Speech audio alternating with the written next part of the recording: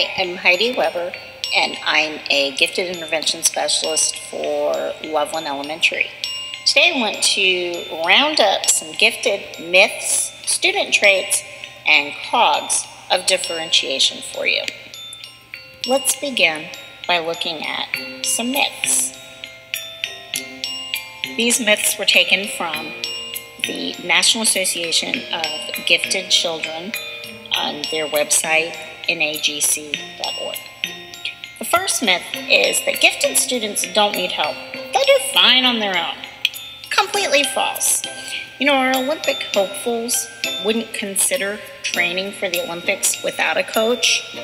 We can't expect our high ability students to achieve success without our guidance and our coaching. If we do, they could develop unhealthy habits, boredom, frustration. We just can't assume that they already know how to do something. The second myth is that teachers challenge all students, so gifted kids will be fine in the regular classroom. With the classroom teaching experience that I've had, I know that we're required to be a jack of all trades and not enough time to be a master of anything. Our gifted students require the same amount of training that our special needs students do, and so it's just as important that we have that training to meet their needs. The third myth is that gifted students make everyone else in the class smarter by providing a role model or a challenge.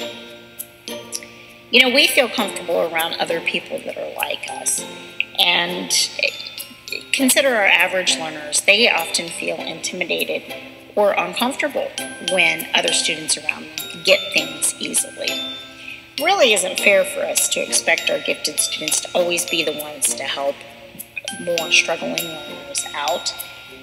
Gifted students feel more comfortable around those that think like they do, just like we do as well. A fourth myth is about acceleration placement options and it being socially harmful. I have to admit that I believed this myth at one time, but it turns out that many gifted children they're uncomfortable around the kids at their age because they don't think in the same way. They feel better around adults or older peers. So by placing children with those with similar ability, it helps reduce their anxiety and often abnormal behaviors. A fifth myth is that a student can't be gifted when he or she is achieving poor grades. You know, our gifted students can be underachieving just like anyone else. Regardless of their achievement level, a gifted child is still gifted. That's how they were born. They were born with their brain abilities in such a way that they need that appreciation for their higher level thinking. Just because they have that potential, it doesn't mean that their desires and motivations are academic, and we need to recognize that. Our sixth myth is that gifted students are happy, popular, and just well-adjusted in school. Well, if this were true, we wouldn't have to worry about our gifted students at all. The fact of the matter is that they are under a great deal of pressure, whether it's placed on themselves to be perfect or whether those of us around them are adding to that pressure. Even comments like, well, you're smart, you should be able to do this. That can really stress and lead to some emotional or social problems that we just cannot ignore. A seventh myth. This child cannot be gifted. They have a disability. Well, we have many twice exceptional children in our midst. Their weaknesses often are hard to see because they do a remarkable job of compensating and making up for that. Some of our most famous and influential gifted individuals, such as Thomas Edison and Albert Einstein, were gifted but had learning disabilities themselves.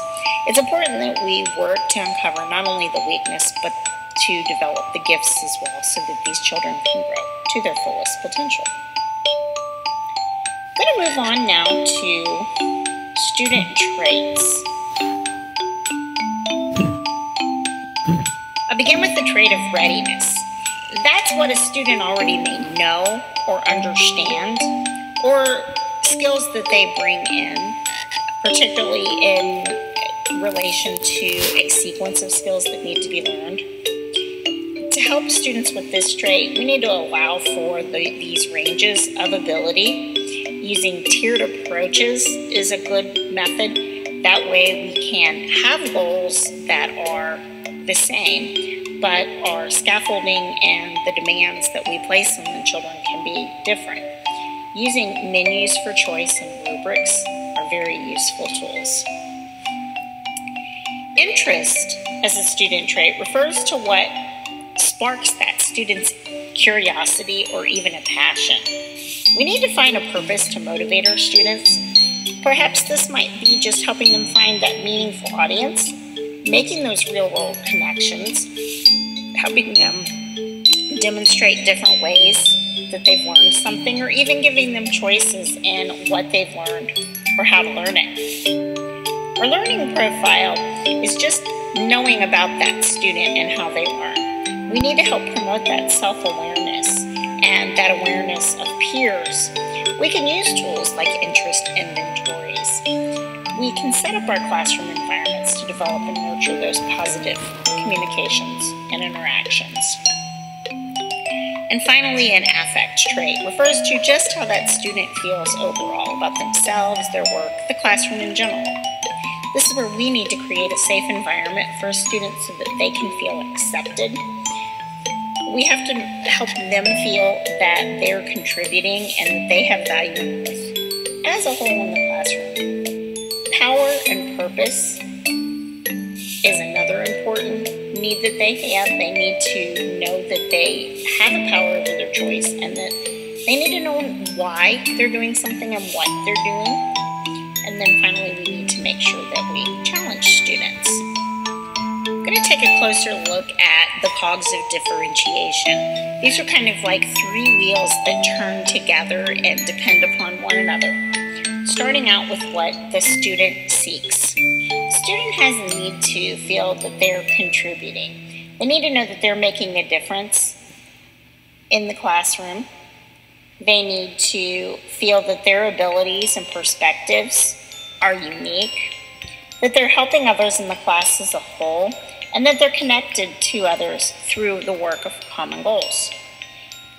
Through affirmation, they need to know that they are accepted and what they're doing is acceptable, and that they're safe and people listen to them. People need to know what they're doing and it needs to matter. Their interests and perspectives need to be acknowledged, and they need to feel that people believe in them in the classroom. For purpose, they need to understand what's being done and see a significance in it, what's being learned in the classroom. It needs to reflect the student and the student's world. They need to know that the work they do is making a difference and that their work is going to be absorbing to them. For challenge, they need to have that feeling that the work complements their ability, but it also stretches them to work hard, and that they need to feel accountable for their growth and the contribution of growth for others. They need to feel that they can accomplish things there that they really didn't feel were possible. And then power. They need to know what they're learning is useful and that their choices are going to contribute to their success. They need to know what's expected of them and how the classroom runs. They need to know what the quality of work should look like and how they can go about achieving it, and that they need to know that they have support. The next cog or wheel is how a teacher responds. We start out with reflection. It's important that a teacher watches and listens to the students carefully and frequently. They need to make sure that a student uses what they learn and takes that to help that student learn better. They need to try to see things through the student's perspective and continually ask themselves, what can I do to make things better? Invitation includes a teacher having respect for who student is and how that student can become, wants to get to know the student and knows that that student is unique and valuable. They believe in the student and have time for the student to listen to them. and to help the student feel like the classroom's theirs too and that the student is needed.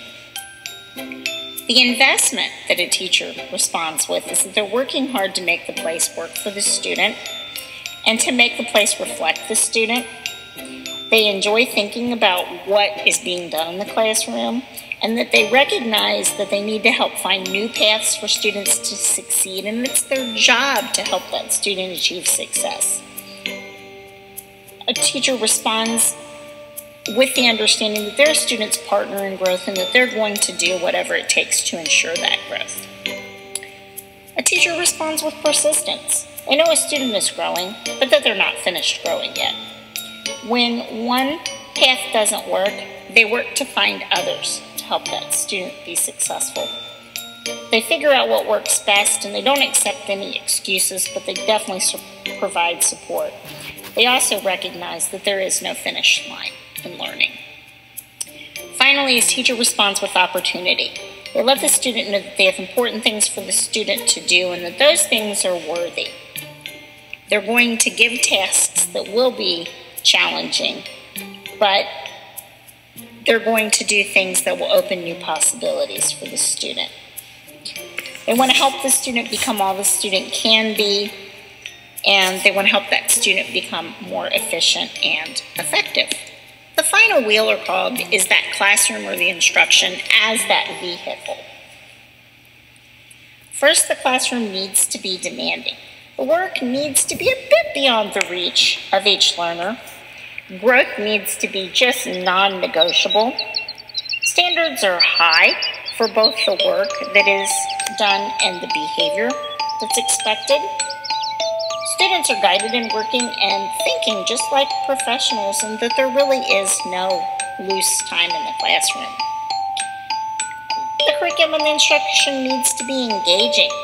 Students most often find meaning in their work, and they're going to work or find work that is intriguing. That they see themselves and their world in the work that they're doing. They need to feel that value to other people in what they're doing. The work's going to provoke their curiosity, and often it will absorb them. A scaffolded curriculum and instruction is where that teacher teaches for success. The criteria is clear. Expectations are clear for how the classroom runs and how the students are to behave. Materials are varied to support their growth and range of the type of learning or learners, and different modes of teaching are used to reach those different learners. Support varies. Small and large group instruction are used to meet those varied needs. Peer support is available, and the teacher uses modeling and organizes and other strategies to help point out success. The curriculum and instruction needs to be important. What we're studying is essential. What we study provides kind of that path or that map that we need to follow to further progress in a particular area. What we're learning is essential to building the understanding, and it balances not only the knowledge and the understanding, but the skill as well. Focus.